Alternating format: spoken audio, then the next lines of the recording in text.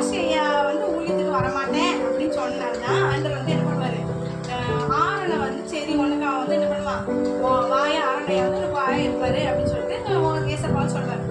நீ என்ன பண்ணுவ, மோசேயா வந்து ஆரோனுக்கு தெய்வனா இருப்பாரு அப்படின்னு கூட சொல்லியிருப்பாங்க. இப்போ மோசேயா கிட்ட ஆண்டவர் வந்து ஆரோனையாக்கு இந்த போல செய்யணும் அப்படின்னு சொல்லி சொல்லும்போது மோசேயாக்கு எப்படி இருக்கும், அட பாருங்க என்ன ஆண்டவர், நான் தான் அவனுக்கு ஆண்டவனா இருப்பேன்னு ஆண்டவர் சொன்னாரு. இப்ப என்னடானா அவனுக்கு வந்து இவ்வளவு விசித்திரமான, இவ்வளவு அழகான, இவ்வளவு மகிமை கொண்டு சொல்லிட்டு ஒரு பரிசுத்த வஸ்திரம் இதெல்லாம் வந்து கூட சொல்றாரு அப்படின்னு சொல்லிட்டு ஒரு பொறாமை மோசேயாக்கு வரல. இப்போ நம்மள எடுத்துக்கிட்டா இப்போ உள்ள ஊழியங்கள் என்ன நடக்குதுன்னா பொறாமை, பார்த்தாலும் பொறாமை தான்.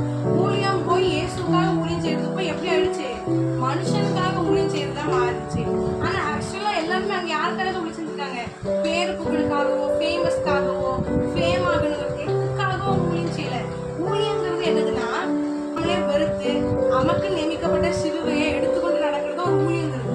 ஆனா அந்த ஊழியம் போய் இப்ப எப்படி ஆயிடுச்சு, ஊழியனாலே வேற மாதிரி சொல்றாங்க, வேற மாதிரி ஆயிடுச்சு.